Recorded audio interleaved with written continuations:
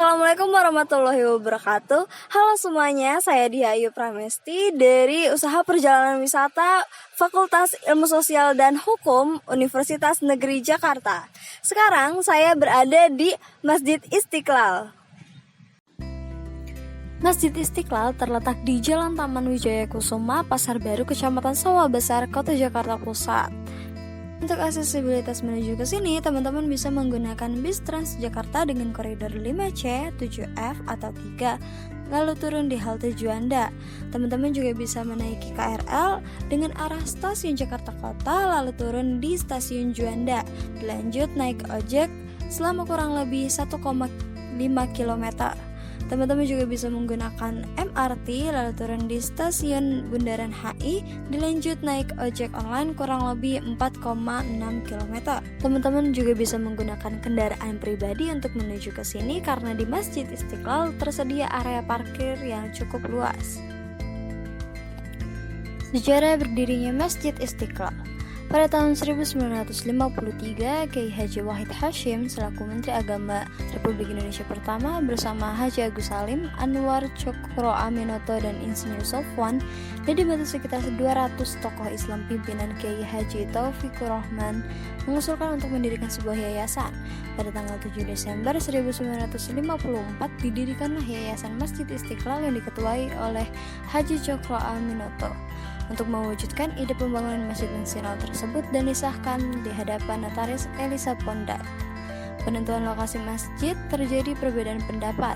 Dr. Anas Muhammad Hatta berpendapat bahwa lokasi yang paling tepat adalah di Jalan Mohusni Tamrin yang kini menjadi lokasi Hotel Indonesia dengan pertimbangan lokasi tersebut berada di lingkungan masyarakat Muslim. Sementara Insinyur Soekarno berpendapat lokasi pembangunan Masjid Istiqlal di Taman Wilhelmina yang di bawahnya terdapat reruntuhan benteng Belanda dan dikelilingi oleh bangunan-bangunan pemerintah, pusat-pusat perdagangan, dan dekat dengan Istana Merdeka. Namun, setelah dilakukannya musyawarah, akhirnya ditetapkan lokasi pembangunan Masjid Istiqlal di Taman Wilhelmina bekas benteng Belanda. Untuk arsitekturnya, Masjid Istiqlal mengadakan sayembara. Sayembara Masjid Istiqlal memiliki dewan juri yang terdiri dari para arsitek dan ulama terkenal. Sayembara tersebut mulai pada tanggal 22 Februari 1955 sampai 30 Mei 1955. Peminat pada sayembara tersebut mencapai 30 peserta. Lalu pada tanggal 5 Juli 1955, Dewan Juri menetapkan Frederick Silaban sebagai pemenang pertama dengan desain bersandi ketuhanan, dan penetapan tersebut dilakukan di Istana Merdeka. 17 tahun kemudian, pembangunan Masjid Istiqlal selesai dibangun. Dimulai pada tanggal 24 Agustus 1961 dan diresmikannya penggunaannya oleh Presiden Soeharto pada tanggal 22 Februari 1978.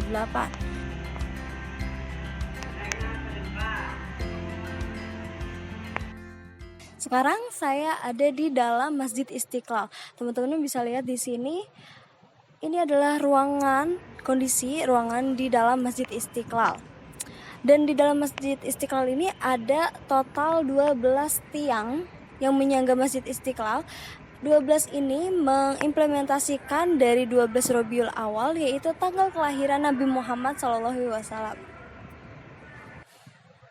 Terus di sebelah sana ada ukiran, itu kaligrafi itu merupakan ayat kursi, teman-teman.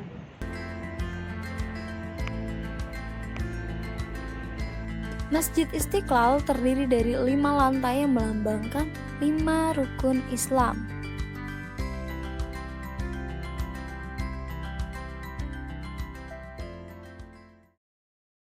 Nah, di belakang saya ini ada beduk dari Masjid Istiqlal. Beduk ini sudah ada sejak tahun 1978, pemberian dari Presiden kedua Republik Indonesia yaitu Bapak Soeharto. Nah, teman-teman bisa lihat di ini tuh beduk orisinil. Jadi dari tahun 1978 sampai sekarang beduk ini masih tetap seperti ini, tidak ada yang rusak ataupun ada yang cacat.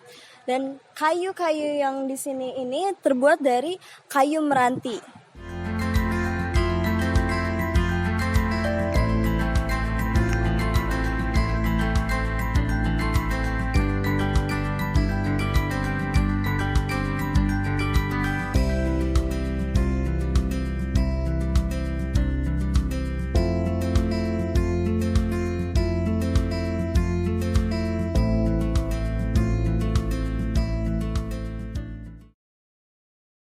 Nah, teman-teman bisa lihat di sini ada 2 kubah Masjid Istiqlal. Nah, kubah yang besar itu berdiameter 45 meter. Lalu tinggi si tiangnya itu tingginya itu 17 meter. Lalu diameter kubah keduanya itu 8 meter. 17, 45, 8. Kira-kira ada yang tahu nggak itu apa? Itu merupakan tanggal kemerdekaan Indonesia, yaitu 17 Agustus 1945.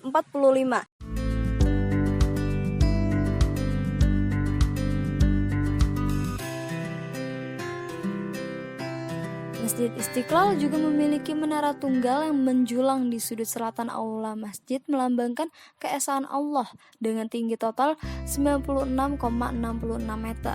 Menara ini terdiri dari 2 bagian, yaitu menara berlapis marmer setinggi 66,66 meter, melambangkan jumlah ayat Al-Quran 6.666 ayat, dan kemuncak yang terbuat dari kerangka baja setinggi 30 meter, melambangkan dalam Al-Quran terdapat 30 juz.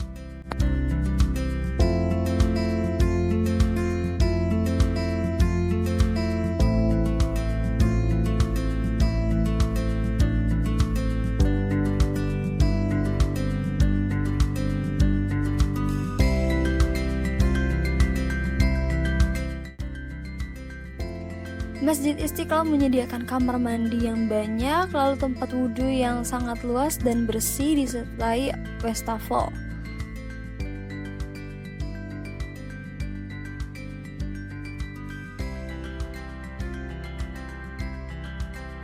Masjid Istiqlal juga memiliki beberapa tempat penitipan sepatu yang tersebar di beberapa tempat.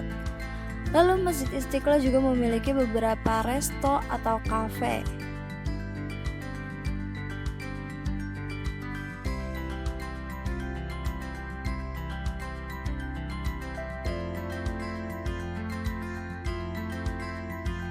Berikut adalah fasilitas-fasilitas tambahan yang ada di Masjid Istiqlal.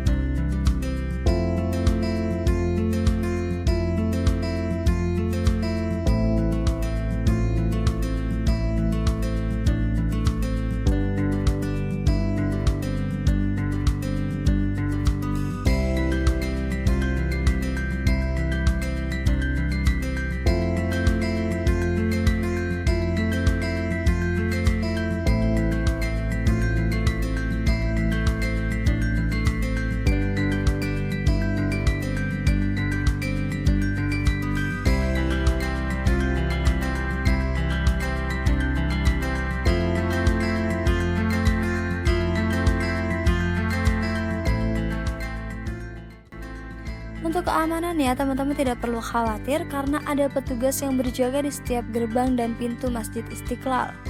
Teman-teman juga bisa menanyakan informasi-informasi ke sumber informasi yang bisa diminta ke petugas yang sedang berjaga di setiap gerbang atau pintu. Atau teman-teman juga bisa langsung ke pusat informasi dan keamanan.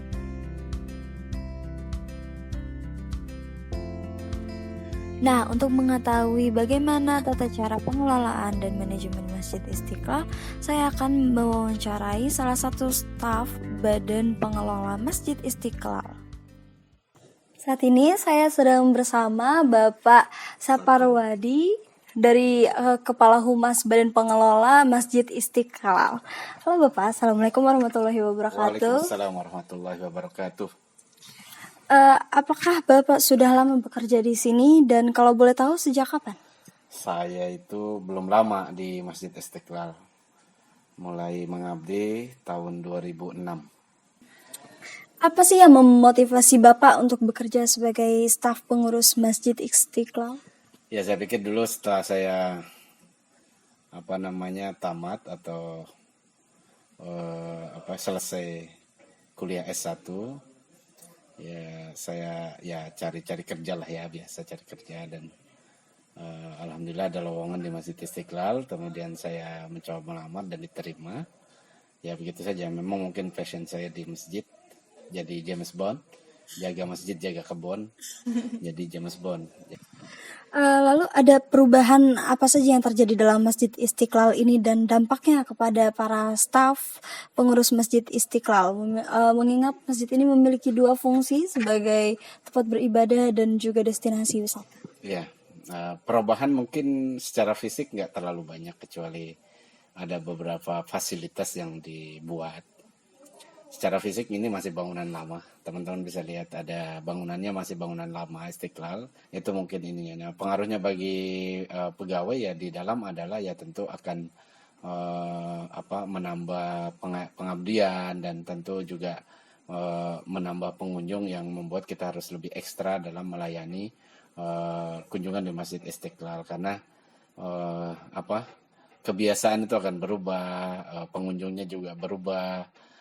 Yang tadinya nitip sepatunya ditaruh di jalan, sekarang harus dititipkan dan lain-lain. Tentu itu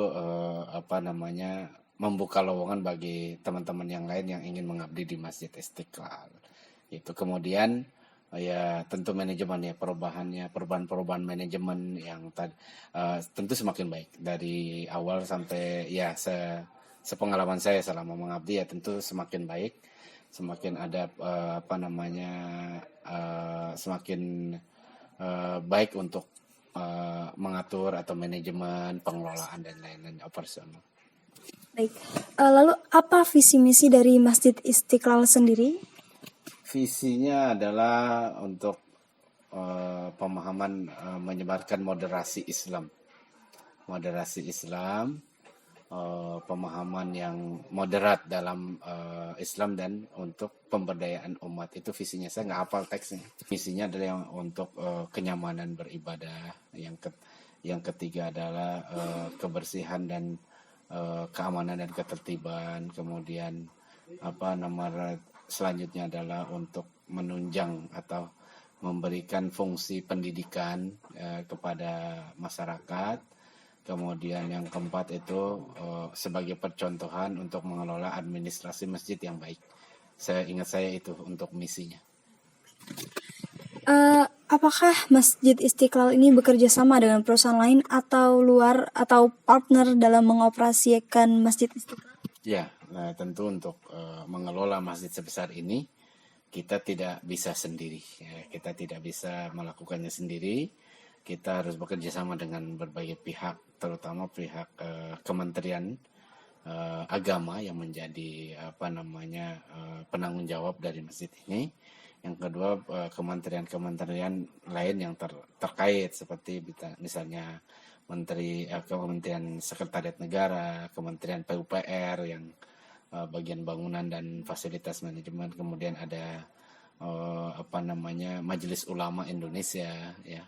Kemudian ada Gubernur DKI sebagai wilayah ya, Pemda DKI sebagai penanggung jawab wilayah. Nah, itu menjadi pokok kerjasama utama di Masjid Istiqlal. Nah, selain itu pada kegiatan-kegiatan maupun pembangunan beberapa fasilitas itu bekerjasama dengan pihak baik dari pemerintah, kementerian, lembaga dan lain-lain, ataupun dengan pihak swasta, perusahaan-perusahaan. Misalnya ada lapangan basketnya, itu bekerjasama dengan perusahaan untuk membangun lapangan basket untuk anak-anak muda yang suka basket tentunya. futsal dan lain-lain, ada lapangan, ada playground untuk anak-anak, ya perosotan dan lain-lain itu bekerja sama juga untuk dari perusahaan lain yang menyumbang gitu kan. Jadi hampir kita ini melaksanakan semua. Kemudian untuk kegiatan-kegiatan lintas agama yang berkaitan dengan lintas agama, kegiatan sosial dan lain-lain, kita juga bekerja sama dengan berbagai lintas agama, jadi tokoh-tokoh agama, institusi-institusi agama lain selain Islam itu kami bekerja sama juga untuk membangun saling kesepahaman, kedamaian dan lain-lain lah dalam hal hidup dalam harmoni, hidup rukun dan lain-lain. Itu membangun. Jadi bukan hanya membangun fisik masjid, tapi juga membangun spiritualnya baik dalam Islam maupun hubungannya dengan agama-agama lain. Yang namanya toleransi itu harus kita bangun. Nggak bisa sendirian toleransi. Lalu membentuk struktur organisasi seperti apa dalam manajemen Masjid Istiqlal ini? Masjid Istiqlal ini strukturnya ditentukan oleh pemerintah.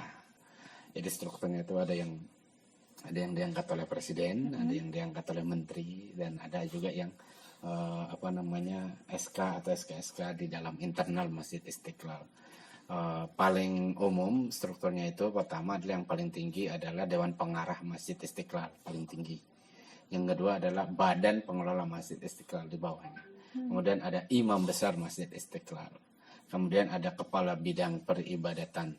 Kemudian ada Kepala Bidang Pendidikan dan Pelatihan, ada Kepala Bidang Riayah atau Maintenance Pemeliharaan, ada Kepala Bidang Sosial dan Pemberdayaan Umat, dan ada Kepala Bidang Kepala Sekretariat yang urusan administrasi. Nah itu secara garis umum organisasinya seperti itu. Jadi ada Dewan Pengarah, Badan Pengelola, kemudian Imam Besar, kemudian kepala-kepala bidang. Seperti itu. Ya. Bagaimana peranan dari per bidang masing-masing? Ya tentu kalau pimpinan, Dewan Pengarah itu peranannya untuk mengarahkan ya, steering komite, mengarahkan kemana Masjid Istiqlal ini manajemennya seperti apa. Yang kedua ada Badan Pengelola yang bertanggung jawab terhadap seluruh kepengelolaan, kepengurusan manajemen Masjid Istiqlal. Ada para kepala bidang misalnya kepala peribadatan ini ya berperan hanya untuk urusan peribadatan semua. Kemudian urusan apalagi yang dipegang oleh peribadatan itu ibadah, kemudian ada ceramah-ceramah, pengajian itu dipegang oleh peribadatan. Kemudian ada ikrar syahadat dipegang oleh dia, pembinaan mu'alaf juga di sana. Kemudian peringatan acara-acara peringatan hari besar Islam, ada Isra Mi'raj, tahun baru, Maulid Nabi, yang itu oleh bidang-bidang peribadatan. Perannya adalah ansih mengenai peribadatan. Yang kedua adalah bidang pendidikan dan pelatihan. Nah ini tentu namanya bidang yang terkait atau yang mengelola bagian untuk urusan pendidikan, mulai dari yang pendidikan formal, pendidikan non formal. Pendidikan formal tadi teman-teman sudah lihat ada madrasah itu formal, kemudian ada non formalnya majelis taklim dan lain, pengajian, seminar, workshop. Nah itu dilaksanakan oleh bidang pendidikan. Kemudian ada bidang riayah namanya, ini khusus yang terkait atau peranannya khusus mengenai pemeliharahan fasilitas masjid. Jadi yang kalau ada yang rusak, ada yang harus diganti, ya itu bagian bidang riayah yang menanganinya. Ada AC-nya yang ini harus dibeliin AC-nya, itu semua bidang riayah. Kemudian ada bidang sosial dan pemberdayaan umat yang peranannya adalah untuk kaitannya dengan kegiatan-kegiatan sosial, bakti sosial, santunan anak yatim, kemudian interfaith dialog dan lain-lain yang kaitannya dengan pembinaan atau pemberdayaan umat, itu bidang sosial. Dan terakhir adalah sekretariatan. Bidang kesekretariatan ini yang menyangkut urusan administrasi, keuangan, ya kan. Kemudian apalagi bagian rumah tangga, bagian perlengkapan dan lain-lain yang mensupport semua bidang. Yang mensupport semua bidang-bidang itu adalah bagian kesekretariatan itu. Begitu peranannya. Apakah dalam operasionalnya staf pengurus Masjid Istiqlal bekerja dalam tim atau individu rata-rata? Ya dong, harus tim.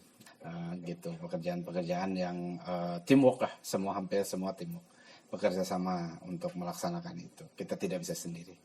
Ya, kalau Istiqlal itu istilahnya berjamaah. Berjamaah. Oke. Oke.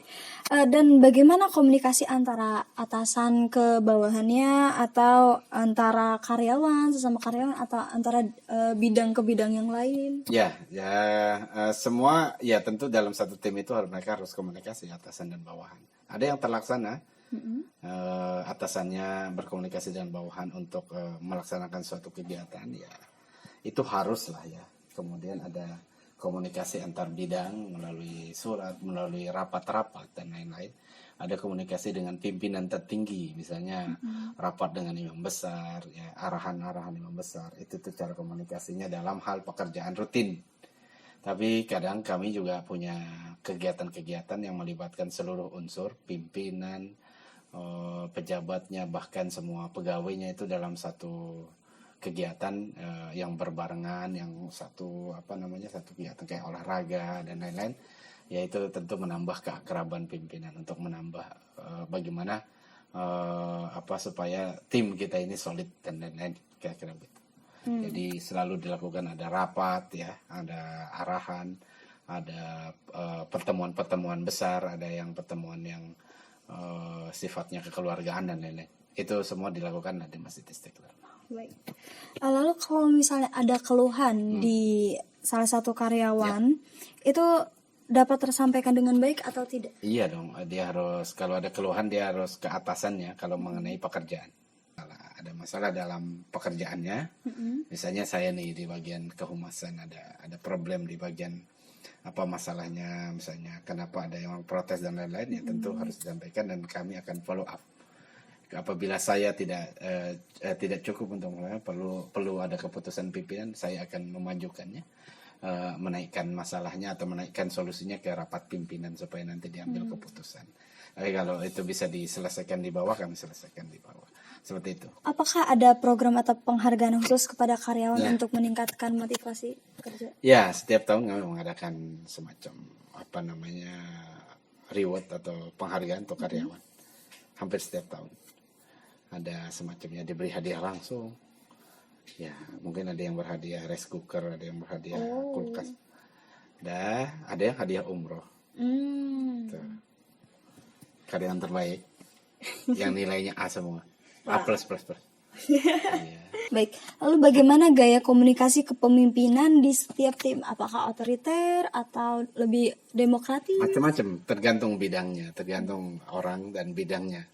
Ada yang komunikasinya ya tim, ada yang demokratis, memberikan kesempatan bagi pegawai-pegawai untuk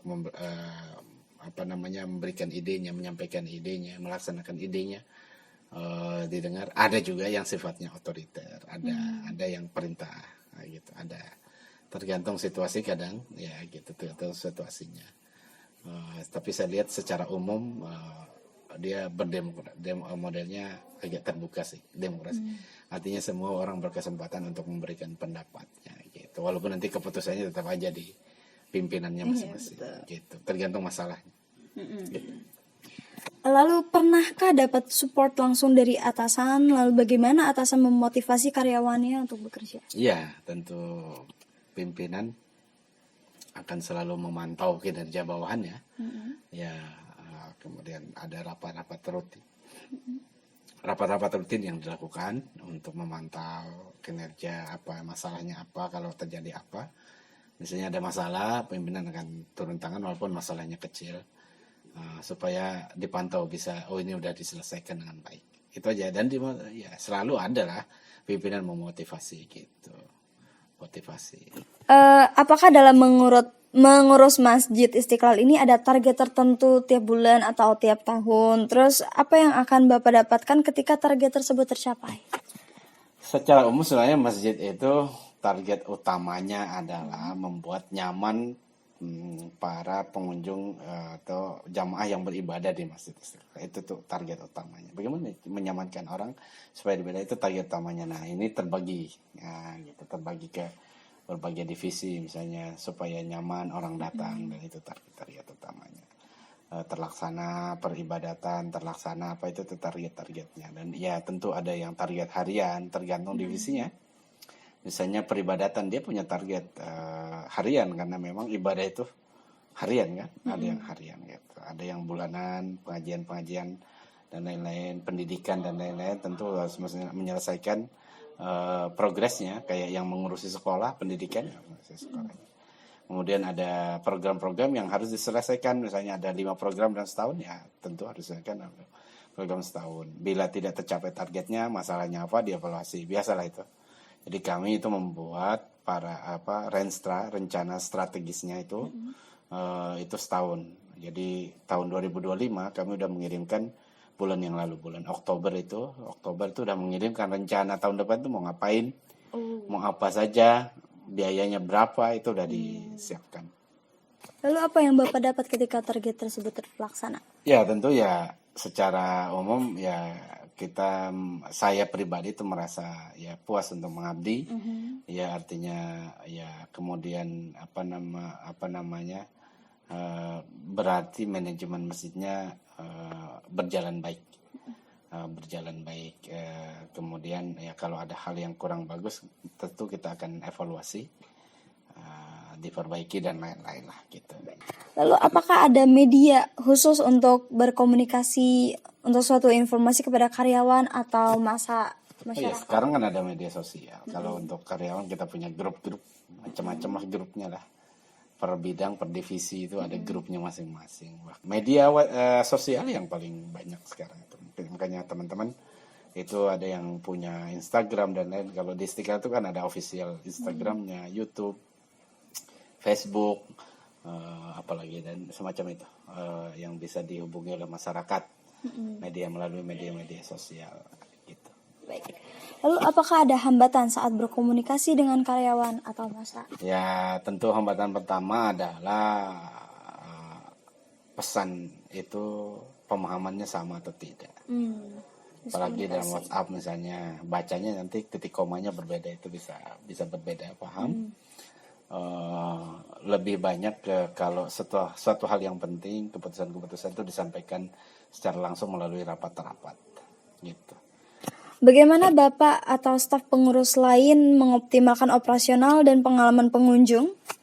Ya, pengunjung ini sekarang kan lebih dulu hanya melalui surat-surat. Sekarang mereka bisa melalui WhatsApp atau melalui media sosial yang ada, Instagram, untuk memberikan feedbacknya atau memberikan kesannya kepada masjid, baik itu berupa positif maupun berupa negatif. Kalau misalnya ada hal negatif, dia bisa sampaikan langsung. Dia bisa foto, dia bisa bikin video terus dikirimkan ke kami. Itu udah sering.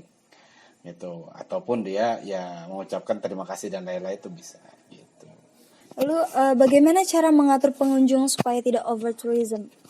Over tourism? Pengunjung wisatawan biar nggak penuh gitu.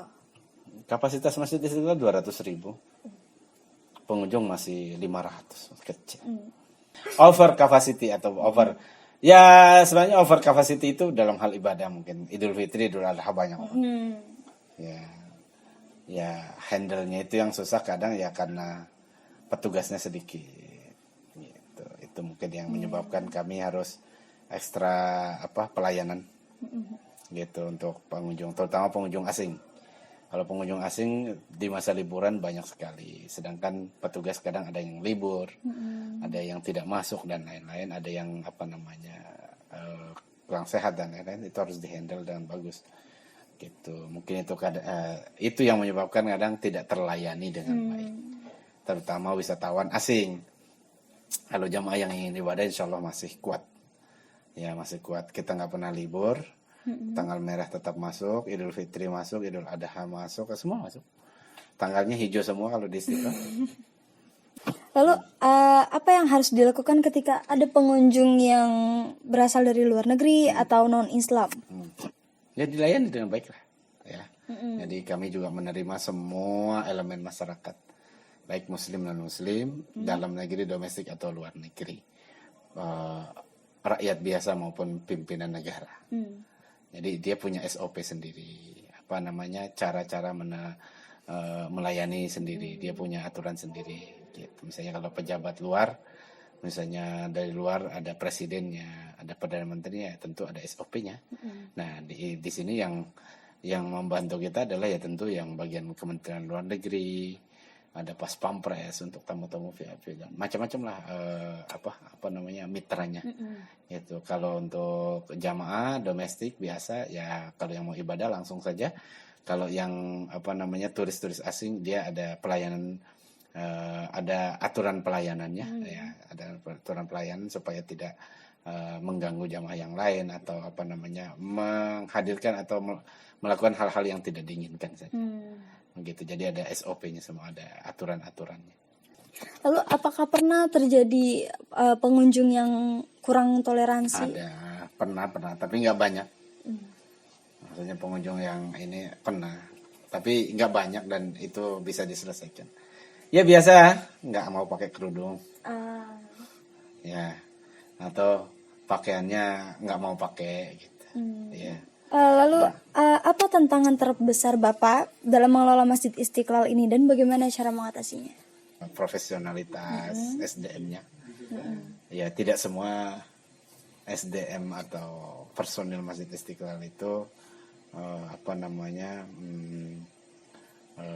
punya ilmu untuk di mana dia diposisikan atau apa gitu. Kemudian ya kesejahteraannya yang menunjang profesionalitas itu tantangannya. Kalau untuk keluar ya berbagai macam model jamaah, pengunjung dan lain-lain ini ada di Istiqlal dengan kebiasaan-kebiasaan yang berbeda. Nah ini perlu treatment khusus. Namanya untuk difabel kita berusaha untuk menyesuaikan supaya mereka bisa terlayati juga dengan baik yang difabel. Kemudian ya keamanan mungkin ya, keamanan ya itu harus dijaga dan ini kita kerjasama dengan pihak-pihak terkait yang ada di lingkungan Masjid Istiqlal seperti damkar untuk pemadam kebakaran, polisi, tentara, kemudian ya macam-macam lah kerjasamanya untuk tantangan itu. Kemudian ya fasilitas-fasilitas lain yang mungkin tidak tersedia di masjid ini kan gitu, itu yang dalam hal pelayanan tentunya gitu. Parkir terbatas misalnya ya itu perlu kerjasama dengan pihak-pihak lain supaya bisa menyediakan parkir juga. Seperti katedral itu suka kerjasama sama kita, suka menyediakan tempat parkirnya untuk menambah parkir di masjid. Baik. Terima kasih Bapak Saparwadi atas waktunya telah mau diwawancarai oleh saya tentang manajemen Masjid Istiqlal ini. Jadi teman-teman bisa tahu bagaimana manajemen dan operasional Masjid Istiqlal ini.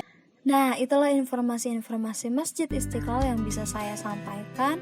Kurang lebihnya mohon maaf. Wassalamualaikum warahmatullahi wabarakatuh.